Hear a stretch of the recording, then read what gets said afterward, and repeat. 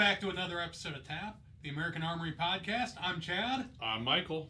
And we're going to do some more scenarios, I think, today. Oh, we are. All right. These are fun. We liked them. Hopefully you're liking them, too.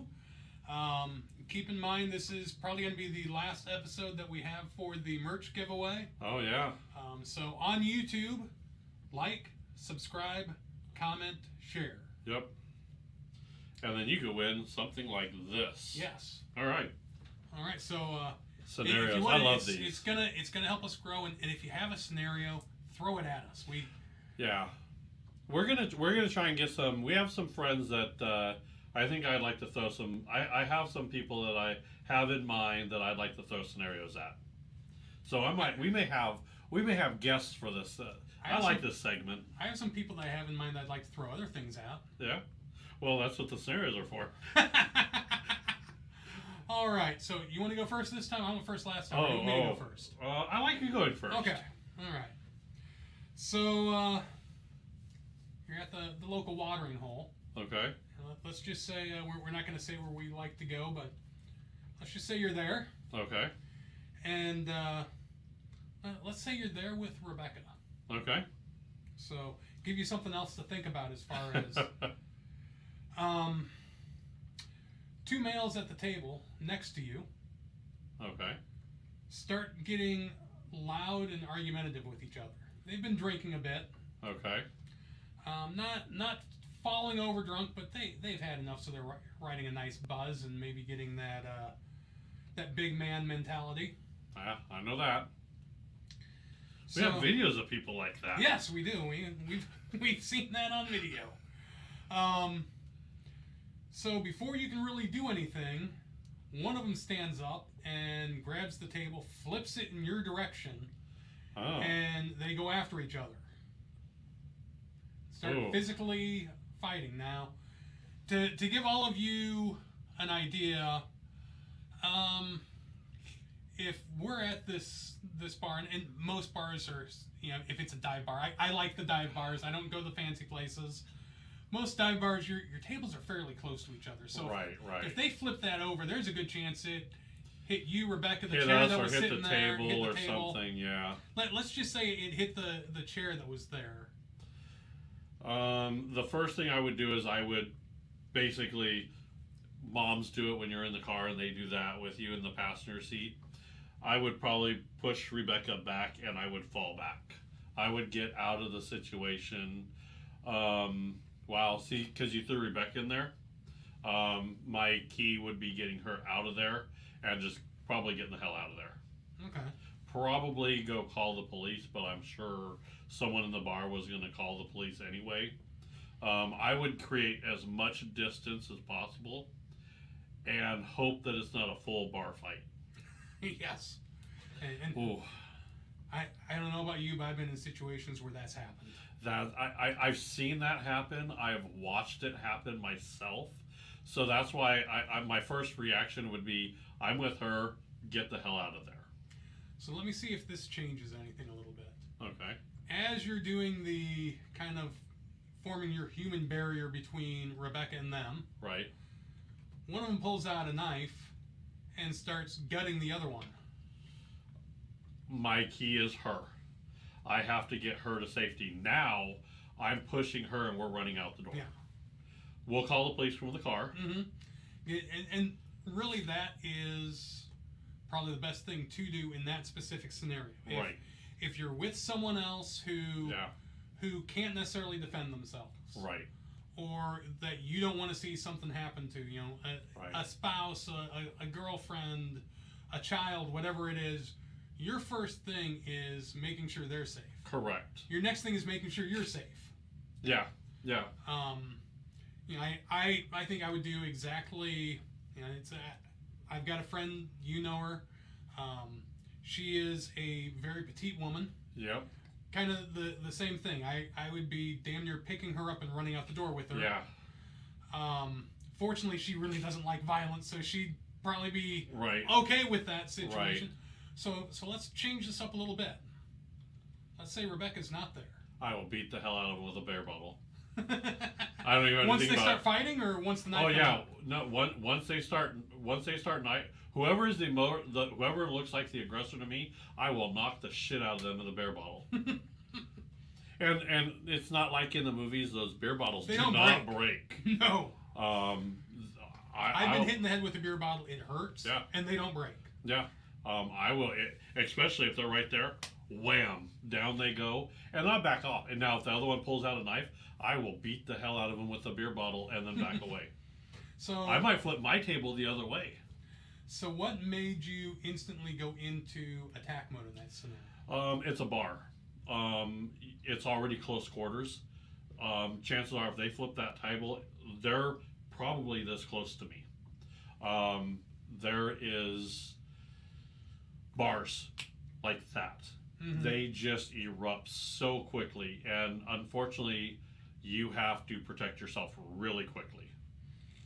So I was completely with you in the first scenario with a female or someone else there that can't necessarily defend themselves. Right. And just because you're female doesn't mean you can't defend yourself. I'm just saying in this scenario, we know who we're with and know right. they can't. I've met some bad women. Yep. I'm going to differ with you on the second one where... Really? Yes. Okay. And here's why. You said it exactly. It's a bar. It's close quarters.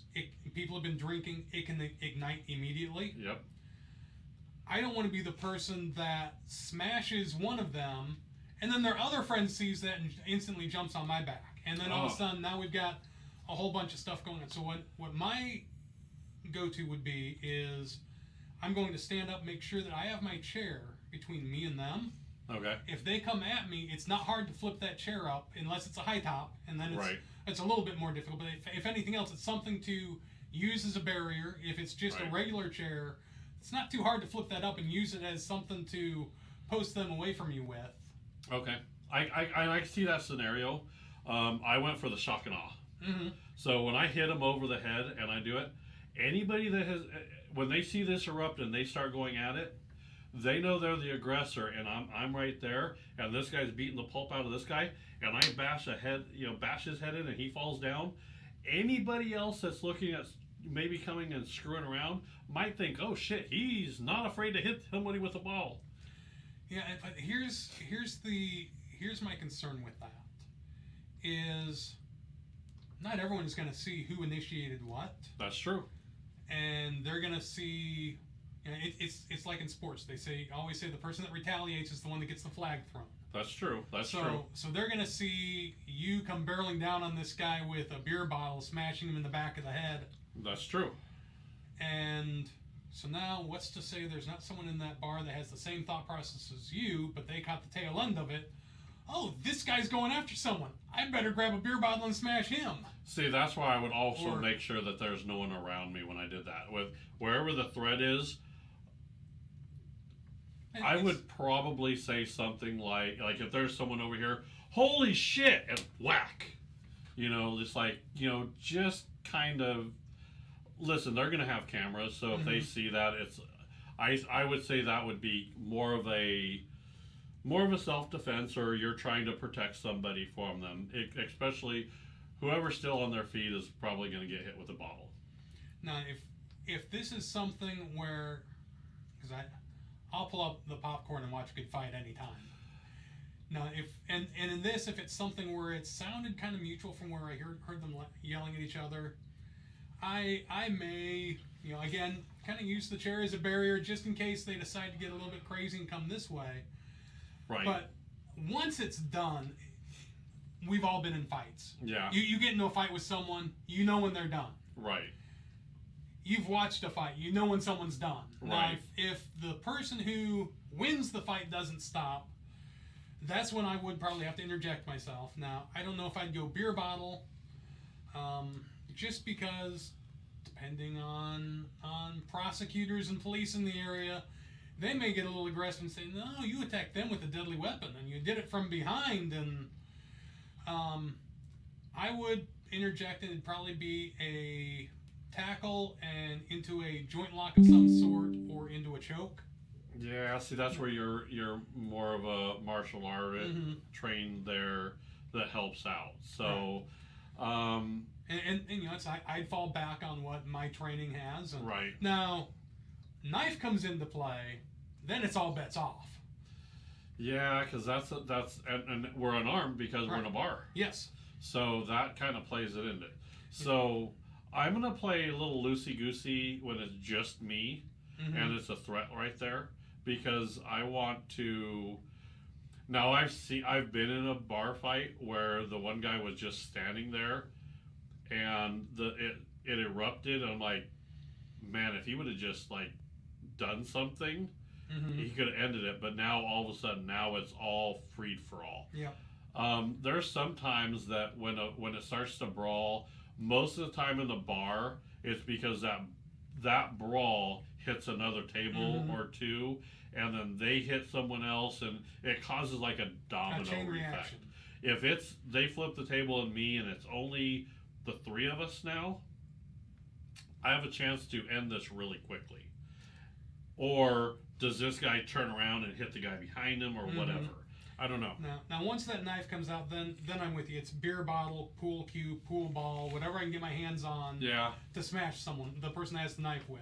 I could see that too. I mean, well, yeah, if you're by the billiard table, that's thing. Now, here's the thing: if it's a distance away, and it's like if this is happening, and I'm across the bar, and I'm not directly involved, popcorn and finishing my beer, I'm okay with that. I'm going to observe and report. Right. And that way when the police get there, I can give them a nice description of what happened. Now, I like to sit by the exit, so I may kind of just back up to back up by the exit, or just stand there. I have my way out in case it gets really crazy, but I'll watch. Now, here's the beautiful thing about the place that we frequent. We frequent it. Yeah. A lot. Yeah. Which means that the staff knows us. The regulars know us. Right. So when I go to a watering hole, I like to find a place where, one, I'm comfortable, I can have a good time. Right. It's close enough that I can get to and from it easily. And then I get to know the people that are there. That way, if something does happen, it's normally not the regulars that start something like this. It's normally someone that, oh, we're going out for Jenny's birthday party. Everyone come get hammered. Right. And we've seen that happen there before, where it's there've been a couple of times where we've looked at each other and said, if he does what I think he might be doing, we're going to take him down. And what it comes down to is, a lot of times when you're in that situation and you're there all the time like we are, then you could sit there and go, well, you know what? I think it is all the people there are going, yeah, he's here all the time and he never causes any problems. And then all of a sudden now, you know. Well, and the other thing is, if something does happen and I do have to interject myself, I know that I've got the bar manager and the bar staff watching my back. Yep. If it's karaoke night, I've got the DJ watching my back. I've got the 5 or 6 guys that like to play pool that see me every other week watching my back. Yep. Okay. So that's a pretty good scenario. I mean, because you take the caring out of it. Man. But let me go back to the beginning and change this a little bit. Okay. Let's say Rebecca was sitting on their side of the table, so when they flipped that table, it smacked into her back. Still, my first thing would be getting her out. I don't want to take any action when I'm with someone like that, whether it be Rebecca, another friend, something like that. I go out with a coworker that I hang out with every once in a while, and she's there. My first reaction is to get them out. So if I stop to do any action and draw attention, I'm endangering her. So no, that's still a let's get out of here scenario. Okay, so let's replace Rebecca with me. They flip the table, that catches me in the cross the shoulder blades, and okay, so now I'm with you. Now I'm bashing their head over with a beer bottle. That's again. the answer I want. We're right back to it.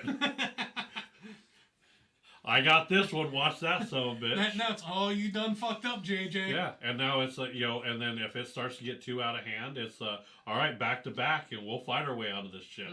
I'm okay with that. I think I'd probably do the same thing if they flipped it over and it hit you. I think it'd probably be okay. I really don't want to do this tonight, but But we got to dance. I got to crack a skull or two. Yeah.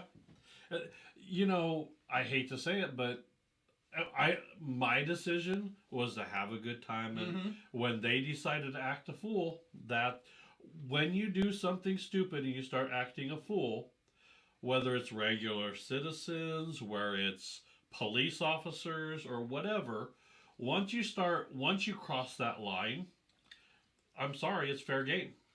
Play stupid games, win stupid prizes. Go slap a cop or hit a cop on accident, even smack their body camera on accident, and they're likely to tase your ass because they don't know what the hell you're going to do. Right. Especially if you're drunk and belligerent.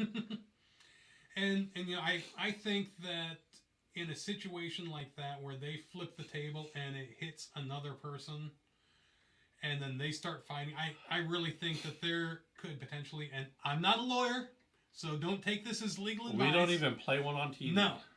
I don't even play one on YouTube. Yeah. But I think in a situation like that, I almost think that an argument can be made that it is potentially a defense of others situation. Yeah, I would say as well. Even bashing and this guy's beating the hell out of this person next to him. That's still defense of another person. Hopefully the bar has cameras and they'll be seeing that you weren't the one that did the first strike. You didn't do the first thing. And hey, I thought this guy, all of a sudden they started firing. He flipped the table. I thought he was going to kill the kid. Yeah. And again, why I like to go to bars that people know me. Right. All right, you ready for yours? I am. All right. A or B? A. A, all right. You are driving, okay? The car right in front of you. You started off with, I got the you are and I got the duh, and I thought you were going to say drunk. I'm going to swing at the police. Bad answer. No, you're driving. The car right in front of you is having a road rage with the car right next to them. Okay. So they're going back and forth. You hear arguing. One of the guy gets out of the car with a golf club. The other one gets out with a tire iron. So I'm going to assume we went from driving to stopped at a light. Yep, you're at a stoplight, and that's where the exchange happened. I really wish we were still driving, because then it's just push the phone button on my steering wheel. Yep. Call 911. Yep. That's the easy way. You're now behind them, right behind them in a car. So they're road raging at each other, or does the one get out and then it looks like the other one kind of gets out because he thinks he needs to defend himself? You could see yelling back and forth. So it's a mutual. It's a mutual road rage. You don't know who really started it. Yep. I'm not getting involved. I'm going to pull out my bag of popcorn, and until it gets to the point where someone might be bludgeoned to death, I'm probably not getting involved. I'm calling 911. Yes, that's why I'm pushing the button on my steering wheel and saying call 911. And when they say where are you, I'm going to give them the intersection. I'm in the vehicle eating popcorn. They'll see me. Yep. Wow, I'm actually kind of surprised. I thought maybe you'd just say, hey, don't bring a golf club to a gunfight. Well, no, because here's the thing. I don't want one of them to get pissed off and hit my vehicle with the tire iron or golf club. I don't want a big dent in my hood. That's where the... Because then I would have to shoot a motherfucker. Right. So let's change the scenario. Let's say the one that's clearly in front of you is the aggressor. And he gets out with the golf club, and it's a 16-year-old girl that's just learning how to drive. In the other vehicle? In the other vehicle. Then again, my sheepdog kicks in. I open up the door, step out of the vehicle so that the door's in front of me. I've got that nice V to kind of protect that distance. I probably don't unholster, but I have my hand on it. Okay. And in a commanding voice, tell him, stop, get back in your car. At that point, if he chooses not to listen, it's kind of a shame on him situation. Yeah. If he comes at me, at that point I'm probably drawing and keeping that nice V of line of sight and lining him up and telling him, drop it and get down on the ground. Okay. If he ignores me and keeps walking towards that other vehicle, I'm going to hope that she is in a spot where, if she's... Is there traffic in front of them? I would say no. There's no... Let's say they're the first vehicles in line. Then I'm going to back up a little bit. If he gets out with that and starts yelling at her, I'm going to hope that she blows the light. Okay. If she blows the light, then at that point, he's out of his vehicle. Chances of him going and finding her are going to be pretty slim. I'm hoping, yeah. I'm still going to look at his plate, call 911, say, hey, here's what happened, be on the lookout for him, because he's a little bit of a whack job. What if she blows the light and he jumps in the car and tries to go after her? I've got the plate and a description of the car. I'm calling 911. Okay. Here's why with that. At this point, if it becomes some sort of chase, the more vehicles you add to that chase that don't have cherries on top, the bigger issue it can turn into with accidents and everything else. Yep. And I don't want the police to think that I'm part of it when they come in on this. Yeah. I will potentially follow at a distance so I can give 911 information on where they're going. Yeah. But I am not going to hot pursuit this. Yeah, I wouldn't recommend it either, so yeah. Now, going kind of back, let's just say they're not at the front. There's traffic in front of them, so she doesn't have that escape route. That escape route is where the problem is, isn't it? Right, so then he gets out, starts walking around. I get out, tell him stop, go back to his car. He keeps going towards it, and he's got an aggressive posture. At that point, I probably reach up, honk the horn to get his attention. Right. Unholster, level at him, stop, drop it, on the ground now. Because there's a weapon involved here. Yeah. Yes. At that point, I'm not going to... If he turns around, puts the golf club back in his car, and drives off, okay, fine, I don't care. Yeah. If he comes at me aggressively or continues to go at her aggressively, once his hand goes up, I'm on the trigger at that point. Right. Notice I said on the trigger. I'm not pulling the trigger, but I'm on the trigger. Yep. If he hits the roof of her car, all right, good. He put a dent in it. Yeah. I'm going to tell him, stop now. Continue to give verbal commands. Right. Once he breaks the window, where now he has a clean shot at her with that golf club, that is when... you get the first shot to break the window. When that window's broken, if you go for a second shot, then it's you more cock force. back and Yeah, at that point it does become a deadly situation. Yeah. I like that scenario because there's so many factors that can change what you're going to do. And this is where we say you have to keep your head on a swivel. We've said that many, many times. Right. You have to understand your situation, where you're at, where you've placed yourself, what's going on. And this one is one of those clear, so many different, if she get away, if this, so many variables. Now, the other thing, if we're getting to that point where they're blocked in traffic and he's going at her with the golf club, the other thing I'm going to do is if there is another vehicle around me that I can see the person, I'm pointing at them and saying, dial 911. Yeah.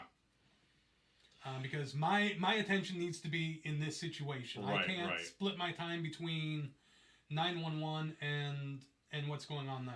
Well, see, and I'm glad you actually said that. That's a good, if you find yourself in that situation where you're trying to protect someone, make eye contact with one of the other drivers, tell them to call 911, because now you are telling a third party to call. The police now, you actually have a witness to your actions. Oh yeah, that's the guy that told me to call 911. What you're doing is you're saying, I don't really want to be in this situation. If I was doing something wrong, last thing I want to do is call the police. Right. So you're kind of setting yourself up in a good light from that situation. Plus, that 911 calls from that third party. So if something goes bad, someone called 911 and there's a witness to it. Right. Rather than you just plugged the guy in the street, everybody took off, and now there's no witnesses. Because you know what? That 911 tape, that 911 recording, it's evidence. Right. From the minute you hit the green send button. Yep. Because it starts recording instantly. Before they even start talking, it's recording. Right. And that's the beauty to it. So, and this is where being maybe vocal in this situation is saying, and I would say, put the golf club down. It's not worth it. Get in your car. Walk away. Please don't do this. You want to be very loud and vocal with you giving directives and commands not to do this.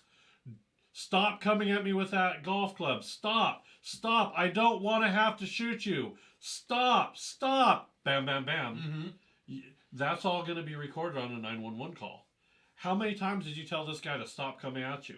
Okay, well, why didn't you leave? Well, he was in front of me. We were stuck in traffic. I had nowhere to go. Right.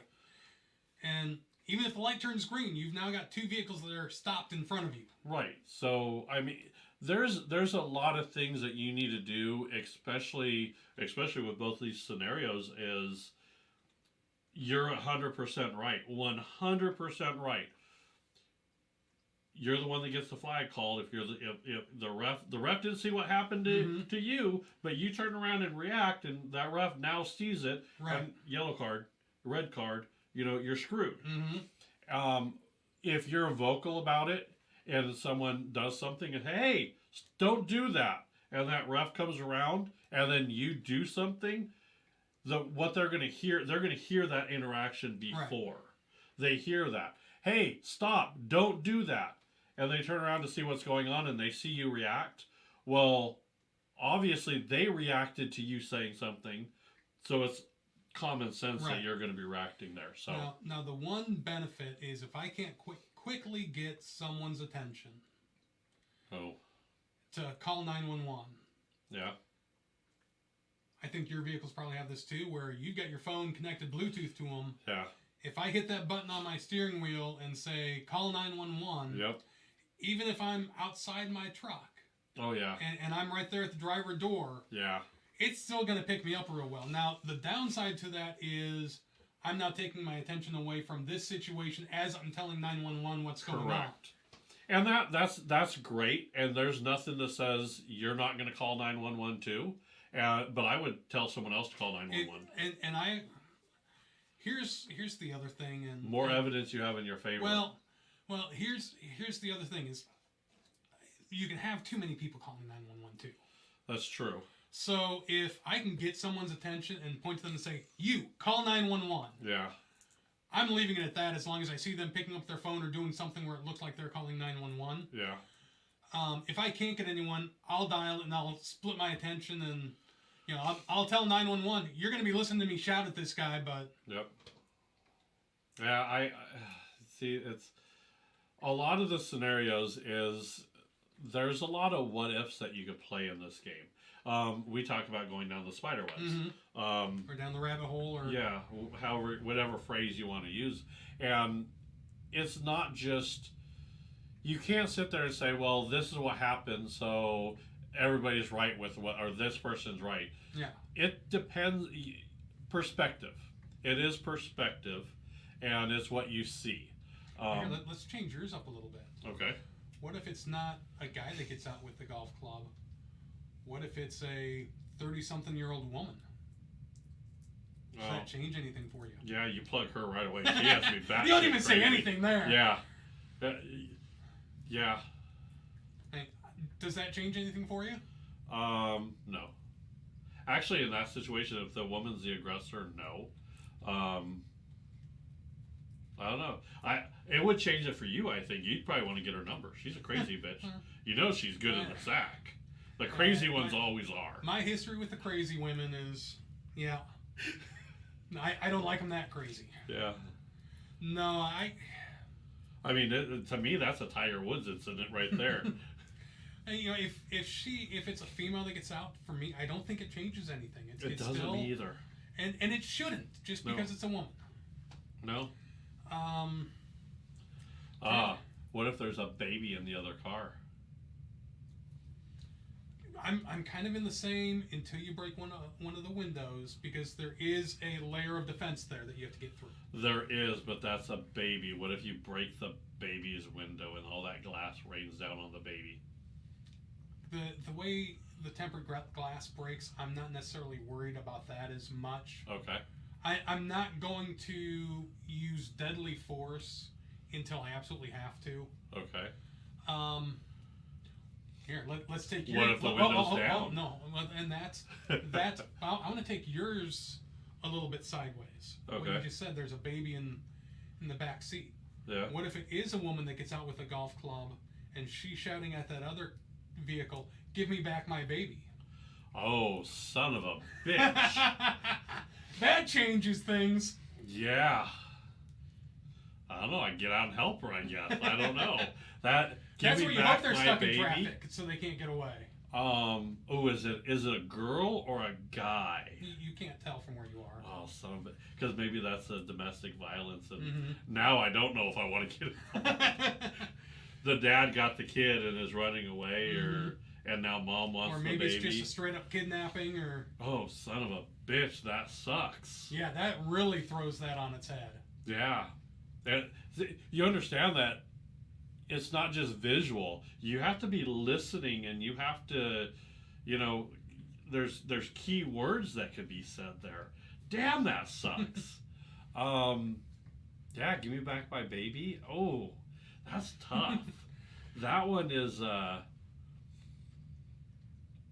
don't know, I would say, I would probably get out and say, I got their plate number. Mm-hmm. Call the police. Yeah, I think that's what I would do too. I don't think that I would interject, because here's the other thing.